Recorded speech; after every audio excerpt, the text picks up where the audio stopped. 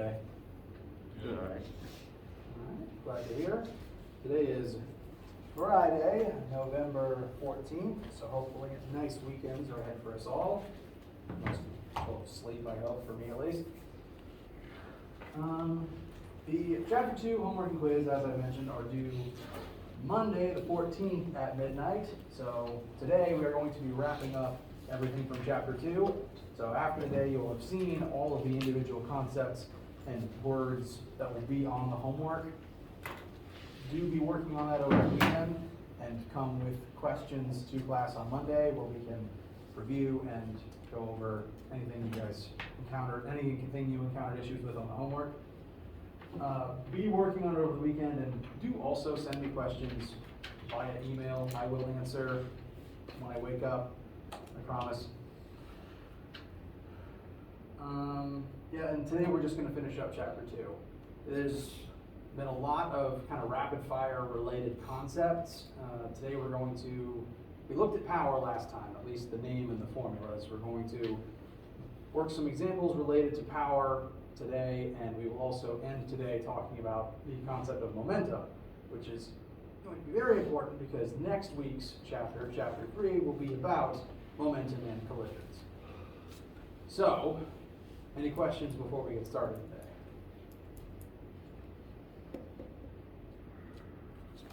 Yes? Can you slide up on that so I can see what the top left one is? Well,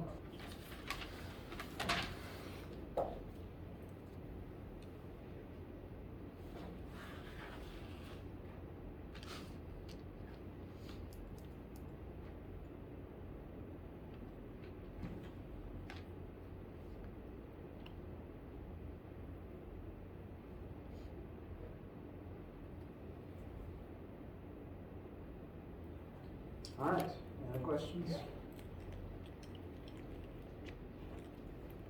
All right, so last time we left off defining the physics concept of power. We've been moving through concepts. We were talking about motion and then the force that causes motion. Whenever you use force, you do work and use up energy. And power is the measurement of the rate at which work is done. Alternatively, it can be thought of as the rate at which energy gets used up. Something like a machine that has a higher power output is able to accomplish more in a short amount of time, but it also burns up more energy in that short amount of time. High power electronics drive up your electric bill pretty quickly. So keep that in mind in the future. Try to get 20-watt light bulbs if you can. Although, where you want it, it's your fridge and your air conditioner that take up most of your electricity actually, because they're always on and they're high wattage. Just thing to know. So, since power is defined as the rate at which energy is used, the original primary formula for power is work divided by time. Does P stands for like voice of power? P stands for power itself. I mean like for like the FPV. Oh, sorry. No. In this version of the formula, this is really the same formula, just kind of rewritten. And to show that it's the same formula,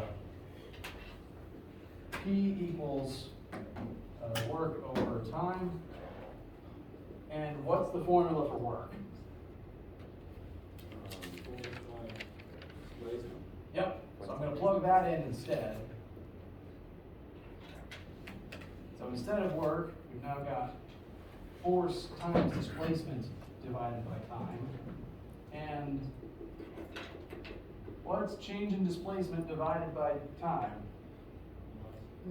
Velocity. So it really is the same formula. And it is written as a P up on the screen. It's supposed to represent parallel symbol. And if you were copying things down verbatim, it does say here, force parallel to velocity. So when I rewrite these notes in a little bit, I'm going to change that to the parallel symbol. And that's because, if you'll recall, in the work formula, the force has to be parallel in the same axis to the displacement. And that's still true here. Like, this version of the power formula inherits that quirk from the work formula. So to use this version of the formula, the force exerted has to be parallel to the velocity of the object. For example, say you're driving a very fast car. Car is moving forwards, and the engine is exerting a force forwards to keep you moving. Those are in the same direction, they're in the same axis, and so that force times that velocity would tell you how much power the car is currently using.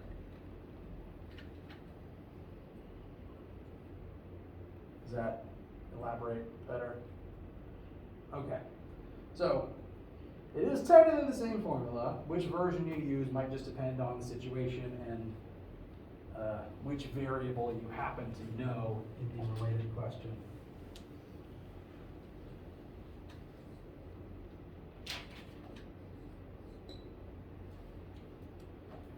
So, questions about the concept or the formula before we move on to an example?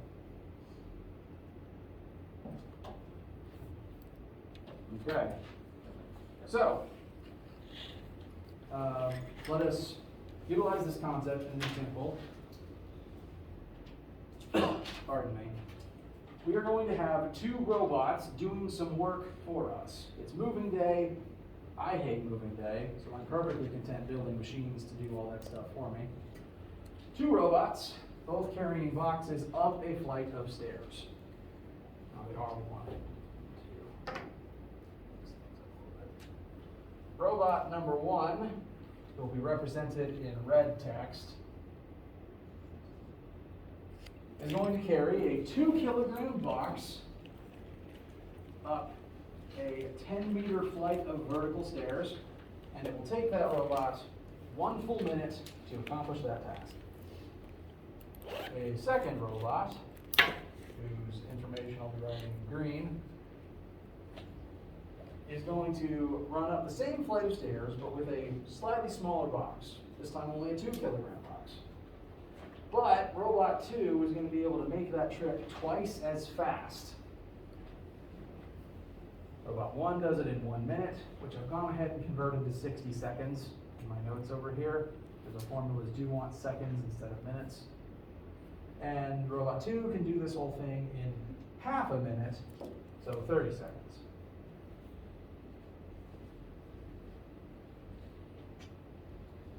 And the first thing we've been asked, after we read the question, write down what we know, and draw our picture, is which of these two machines does more work?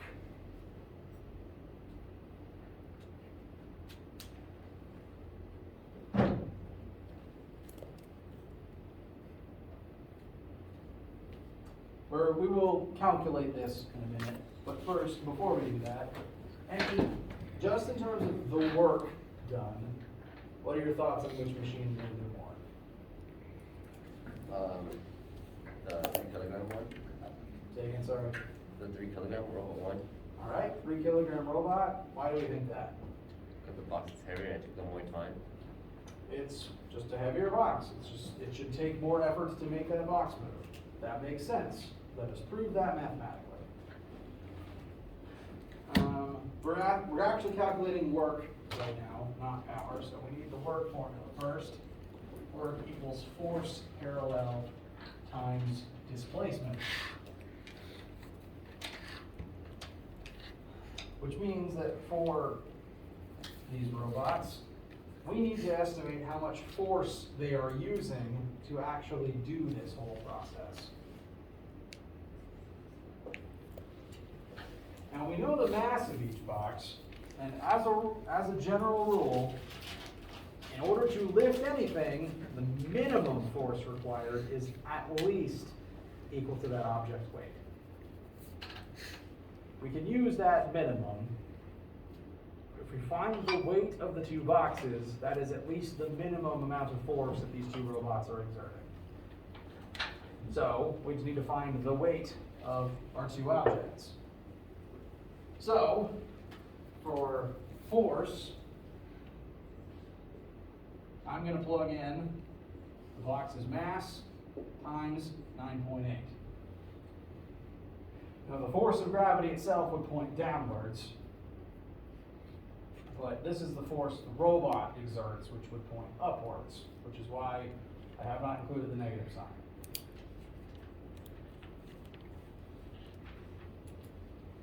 And we would also then multiply that by, since this force points upwards, this is the upward vertical force that the robot is using, the displacement we want would be the vertical displacement, because the force and the displacement have to be parallel to one another. And so we're exerting this much force upwards as we ascend 10 meters upwards. And so even though on stairs you tend to move forwards and up at the same time, our formula only can account for the vertical part. So we're just going to take the 10 vertical meters and use that as our displacement, because that's what's parallel to this force.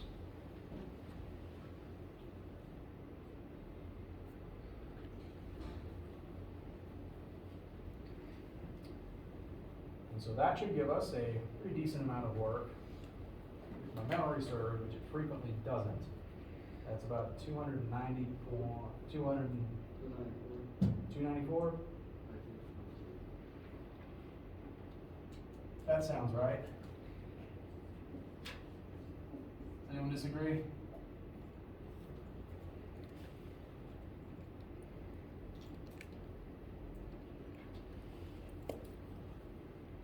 Yes, that is correct. I checked it in my head.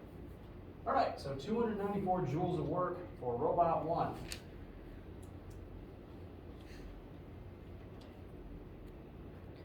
Let us do the same process for robot 2 to find work 2. The only difference here, since they climb up the same height, they climb the same height of stairs, so the height is unchanged. The only difference is the mass that they are currently lifting. Robot 2 is just carrying a lighter box. So correct, your guesses are correct. Robot 2 does less work. It is not using as much force over the same distance, so it uses less energy. 6, it ends in a 6. 196 joules.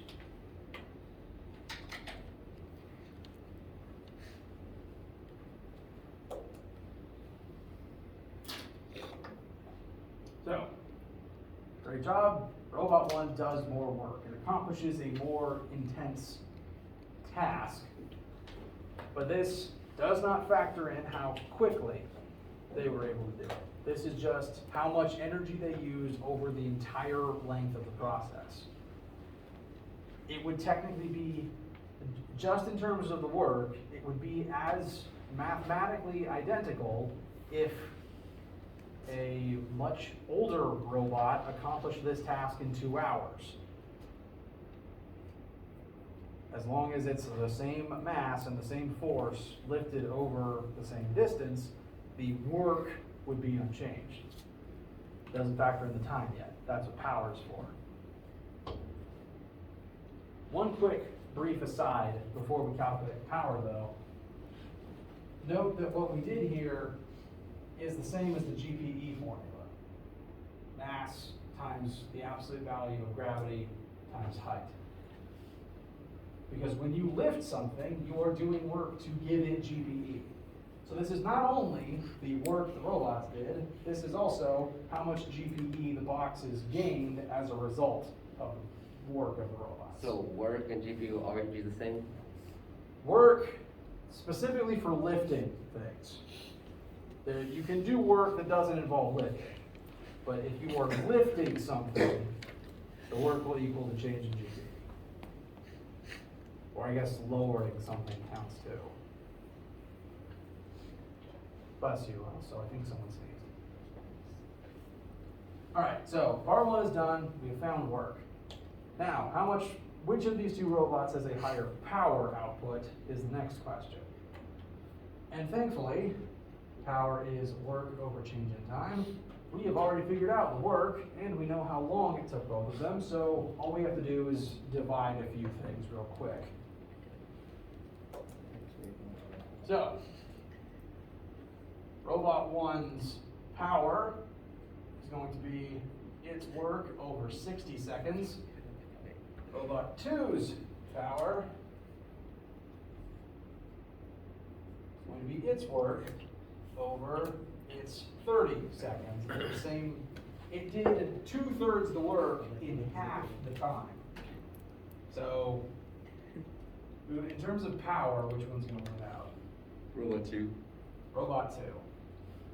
Robot 1, I believe this comes out to 4.9 watts, if my memory serves.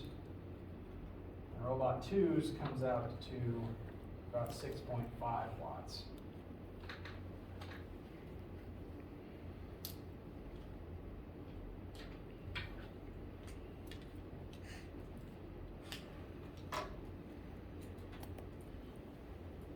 So, Robot 1 did more work, but Robot 2 had a higher power output because it was able to do its task faster.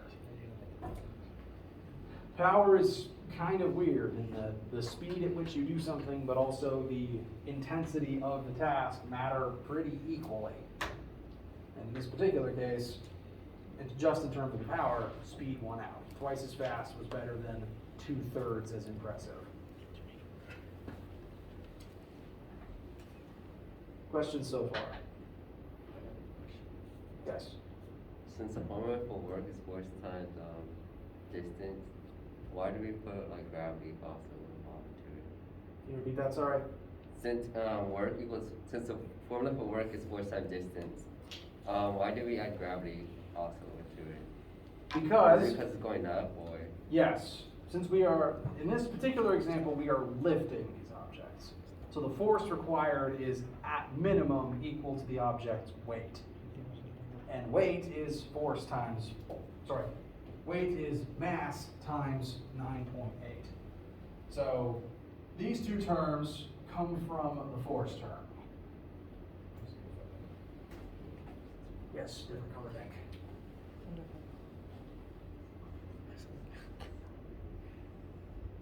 So the one force term we plugged in 3 times 9.8 to represent the force required to lift this box. And then the displacement is the 10. oh, okay, that makes sense.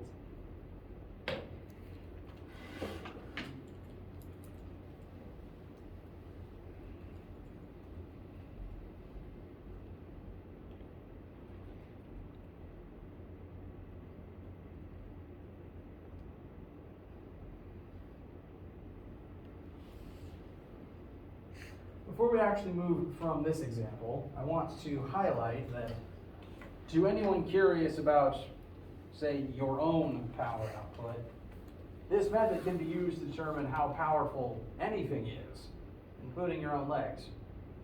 If you know your own weight and the vertical height of a set of stairs and how quickly you're able to run up those stairs, you can do this same method to find your own power, which is an experiment I've done when I taught middle and high school to help show, like, as an exercise for some students to just figure that out. And some students find it interesting to be able to calculate that. And so you can, if you want to, figure out your own horsepower and compare it to that of your car. Watts and horsepower do measure the same thing, so you can convert between them.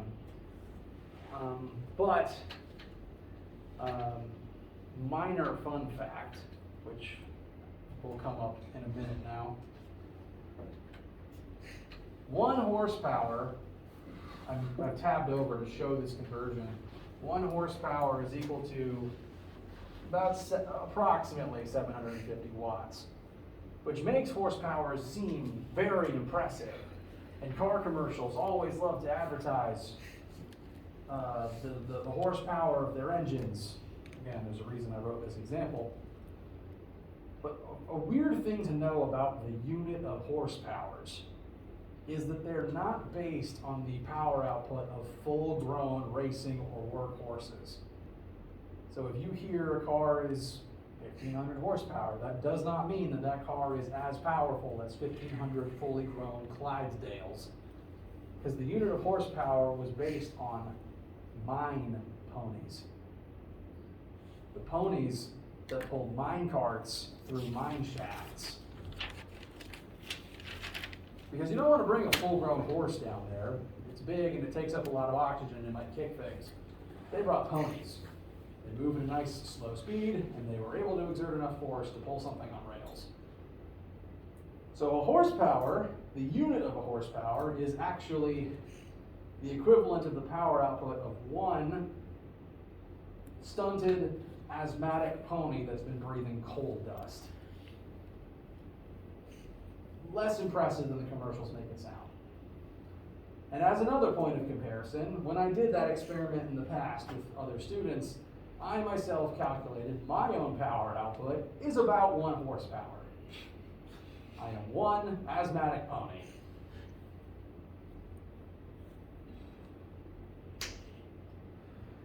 I mean, I think it still kicks. A pony still kicks pretty hard, so I'll take that as a win when I can. So, previous example, we compared work and power using the definition of the power formula.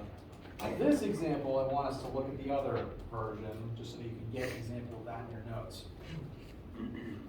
I have been known to enjoy a good episode of Top Gear. So I've had car statistics quoted in front of me for a while, and these are some of the ones that have sunk in. The current fastest street legal car that you can buy in the world is the Bugatti Chiron, which topped the previous Bugatti model, the Veyron. And its top speed on a raceway, going flat out in a straight line, is 261 miles per hour, which is very, very fast. Thankfully, the commercials have already converted that into meters per second for us, 117 meters per second. Keeping in mind a meter is like this, over a yard, that's 117 of these every second. This thing can go over 1.5, maybe 2 football fields in a second. Very fast car. And it's advertised as having 1,500 horsepower, which again is technically pony power, but this is what the commercials tell us. So, we know this car's top speed and we know its power output. Can we figure out how much force its engine generates? And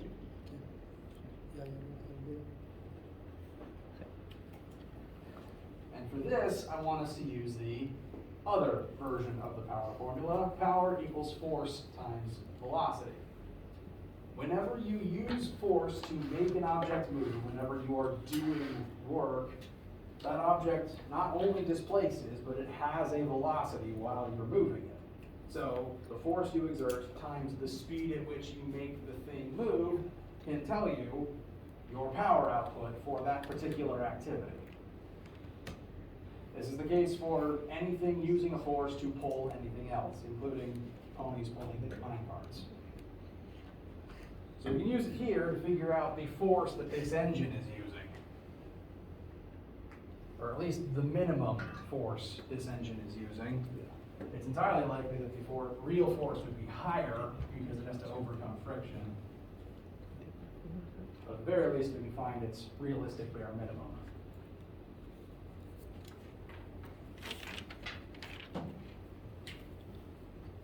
So, we have our power, 1,500 HP. Our top speed, 261 miles per hour, which I've already converted into 117 meters per second. And we want to know force. Don't we have to convert horsepower to watts? Yes, we do, precisely. because our horsepower is a very weird metric unit, and we need horsepower is a very weird imperial unit. We need our nice physics authorized metric unit of watts first. So, I'll just set up the conversion using my usual method, 1500 HP. Slide tells us that 1 HP is equal to 745.7 watts. I'm going to turn that into a fraction. I want to put HP at the bottom to cancel it out, which will leave me with 475.7 watts on the top. And this conversion will give us a very big number.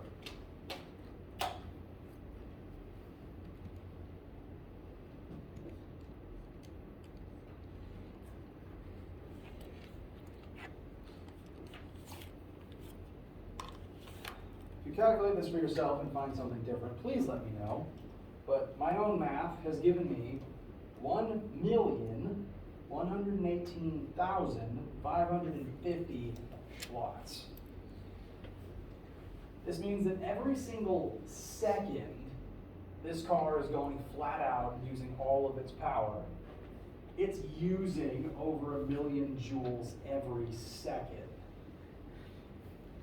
Every second this car goes flat out, it uses more energy than you do in a day. It might use more energy than your home does in a month. It takes a lot of energy to go fast. I've heard the statistic quoted that if this thing, I don't remember if it was the Chiron they were talking about or the previous model, but if it goes flat out at that top speed, it'll burn through its entire tank of gas in like 10 minutes. Just because of how much energy it takes to go that fast. So, as a fun fact, the faster you drive, the faster your car drinks its gasoline. Keep that in mind. So, this is the power in watts, which we can now safely plug into our nice metric formula.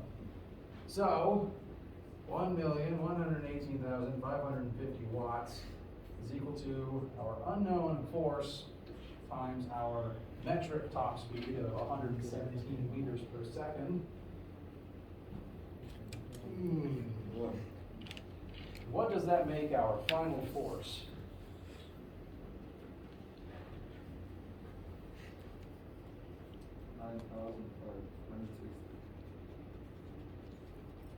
Very good. I'm going to include decimals to the tenths place. Approximately, if we round up, about 10,000 newtons. That's a lot of force. So this engine is thirsty, but it can do some impressive things.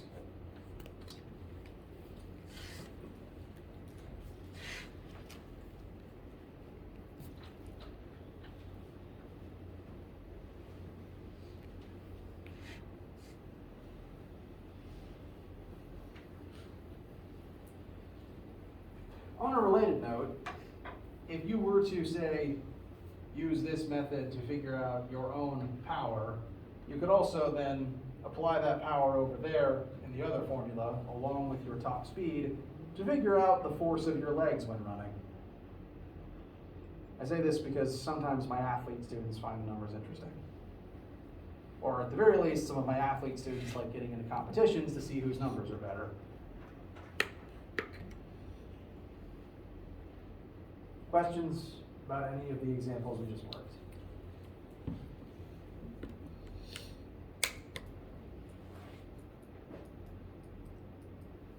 All right.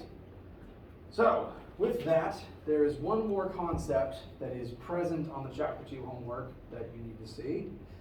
And this is one that, conceptually, you guys have heard of and probably have a pretty good handle on already.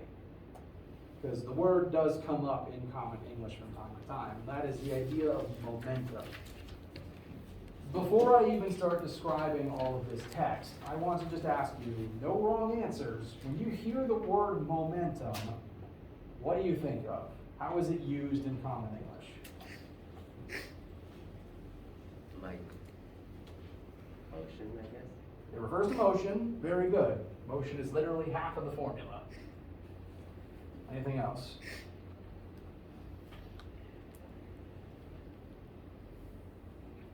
Sports wise, like when you get in like a group or something, like I guess like when you get in the zone, like everything's going good. Perfect. You build up momentum. You're in the zone. You're right where you want to be. You're moving along, and you are hard to stop. Once you've built up momentum, you are a force to be reckoned with. That's literally what this is. Granted, stylized a little bit, but functionally, the physics definition lines up with that perfectly. In physics, momentum is defined as a quantity related to the motion of an object of matter. And the way that I think about momentum is it is a measurement of how hard something is to stop. The more momentum something has, the more difficult it will be for something to come along and bring it to a complete stop. Looking at the formula, this, it looks like a lowercase p. This is the variable for momentum. It's not technically a p. It's actually the lowercase Greek letter rho, which I only bring up because I'm probably going to call it rho from time to time, and I want you to know that before I do it, you get confused. So this is momentum. It's sometimes called rho. So it's technically not a p. It's actually like a little smoother than a p is on the top. But regardless, it's lowercase to distinguish it from the uppercase p for power. So lowercase rho. I like to think of it as rho-mentum because my brain likes to fuse words together. Rho momentum equals mass times velocity. If something with mass is moving, it has some amount of momentum compelling it to keep moving in the same direction, making it difficult to stop. The more mass something has, the more momentum it has, the harder it would be to stop. If there is a freight train coming down the track, even if it's moving very slowly, it would still be very difficult to stop just because of how much mass that train is built from. Also, the faster something is moving, the more momentum it has. If the Flash ran through a brick wall, it wouldn't stop him because he has a lot of momentum. He is moving very fast. This concept is very similar to kinetic energy. Kinetic energy is a thing matter can possess that makes it go. That formula also has mass and velocity in it. But this is technically a different thing. If for no other reason than kinetic energy, all forms of energy, isn't a vector, whereas momentum is. Looking at the formula, we have mass times velocity. Velocity is a vector, so momentum is also a vector. Momentum cares about direction. Energy doesn't. If you have kinetic energy, the energy is perfectly fine no matter what direction you're moving in. Momentum does care though. If you have momentum, vector momentum pointing that way, your momentum, that momentum that you have is continuously whispering in the back of your head, keep going that way and never change until something forces you to. It's kind of like Newton's third law. Newton's first law, actually. Newton's first law, the law of inertia, says that an object in motion will remain in motion until something stops it. Similar thing. So very good observation.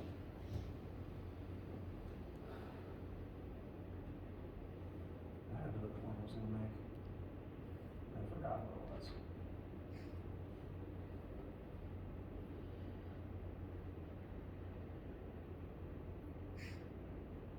Oh. as an example of the fact that momentum is a vector, if you take a bicycle, you're not riding the bicycle, you just have it in your hands, place it on the ground, and you just roll it forwards without a rider, it'll keep moving forwards until something stops it. No person pedaling, no person keeping it upright. It'll move, it'll drive forwards, and it'll stay upright with no intervention as long as it's on flat, even ground, until eventually it loses speed because of friction and falls over. That's entirely because of momentum.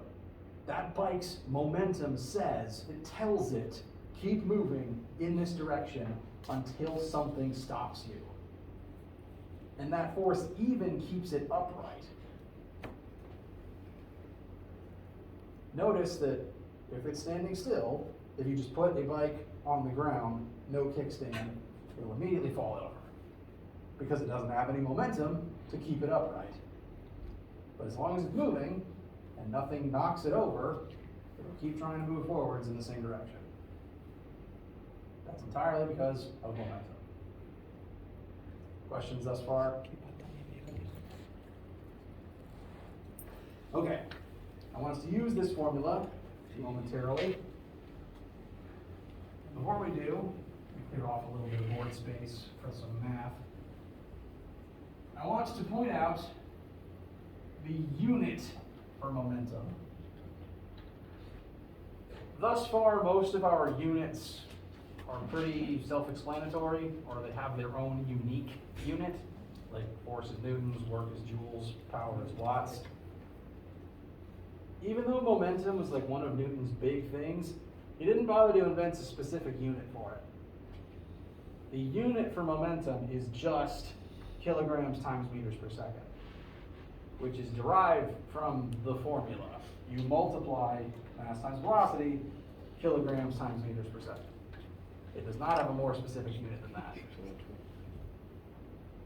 which does make it a little hard to remember, but you can rederive it from the formula each time you need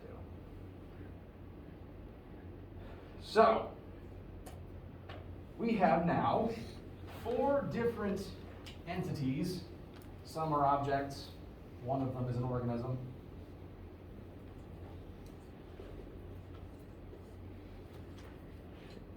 And I want you to tell me which of these 4 entities possesses the most momentum. Give everyone a couple of minutes to ponder that.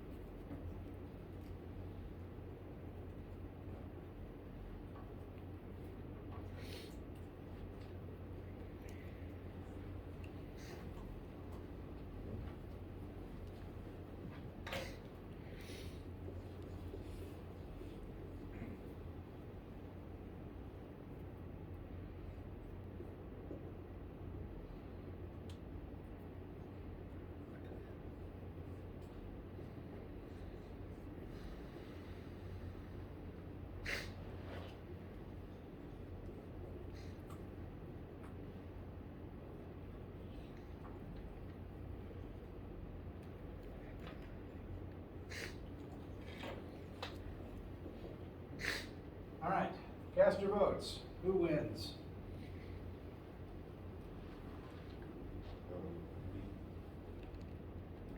One vote for B. Any other takers? C. One vote for C. Anyone else? C. Sí. All right, we seem to have come to a consensus. Let's check our work. The building has the most mass present, but it's not moving. Typically, you don't want your buildings to move, so this is a good thing.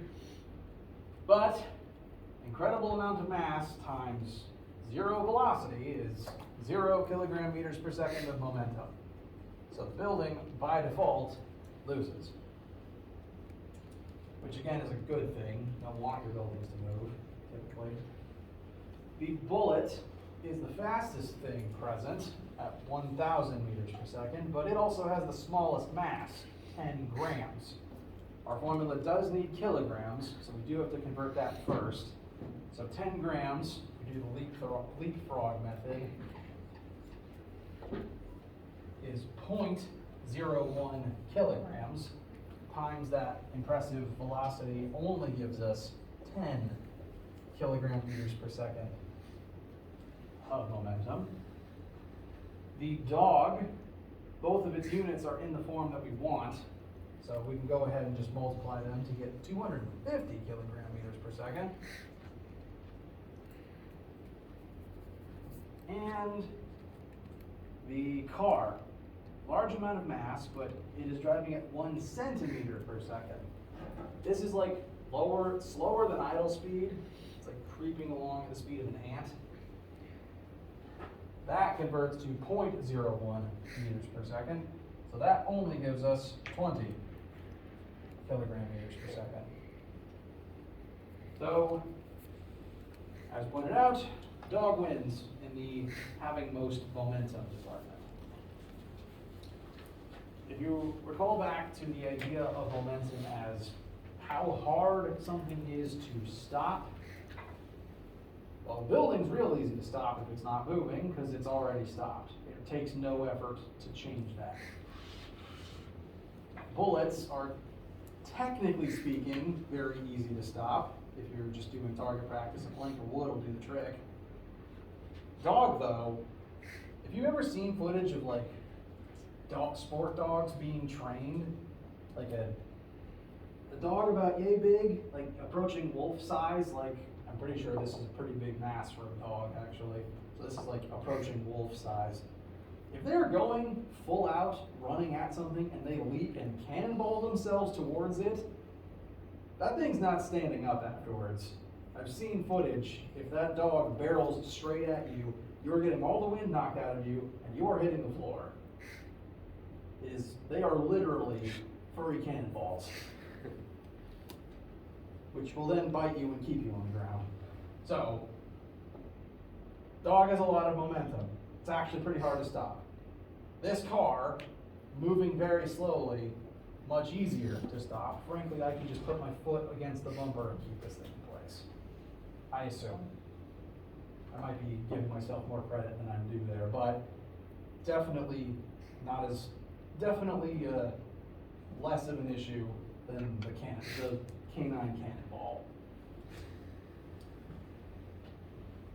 So, frames of reference for momentum. How's that feel? Okay. There is one more term that you will see on your homework that I want to briefly address. It is tied to momentum, but it's technically it uses a different word, but it still refers to momentum. If you've been reading through the homework, you've probably seen an example involving a baseball getting thrown through a glass window. The ball breaks the glass and keeps moving, but the ball slows down because of the collision. This is what happens in real life. When you throw an object through another one, you will lose some energy and lose some momentum in the collision, so the ball would slow down. And you're asked to find the impulse of the baseball. Impulse is just a fancy word for change in momentum. Why do I not actually have that written on screen? Impulse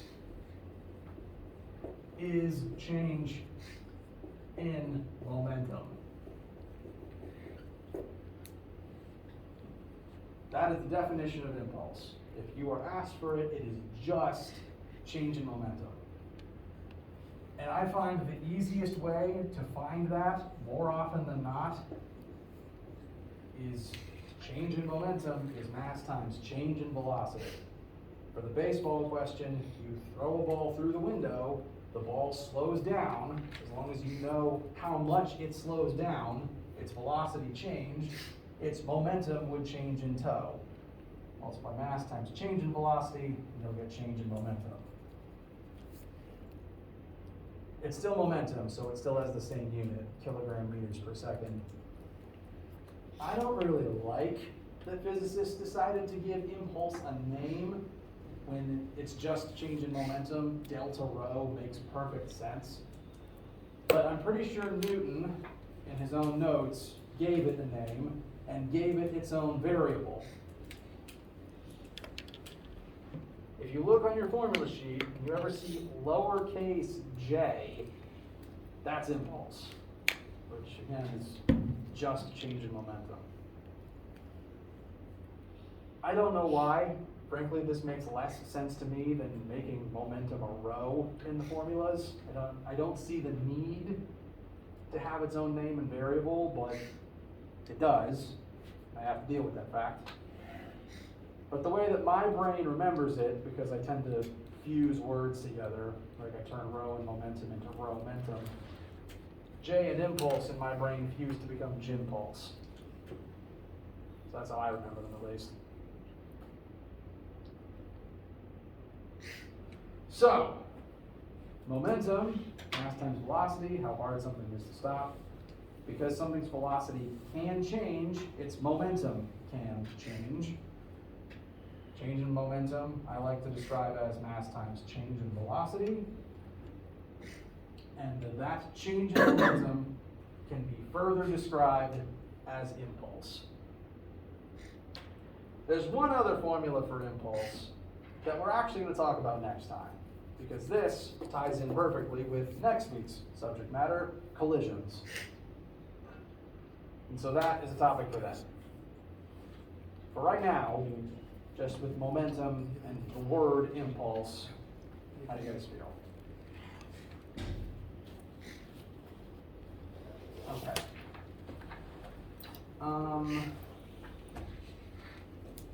Be working on your homework over the weekend. You've seen everything that's on it now, but if you have any questions at all, email me and or bring them to class on Monday. I will answer your emails, I promise. And questions? The Newton's second law, does that change in force? Sorry, say again? Newton's second law, the F stands for force, right? It's still force. Yeah, we'll talk about how momentum ties into the Newton's second law we've already been using next time. Any other questions? Okay, work on your homework, have a wonderful week.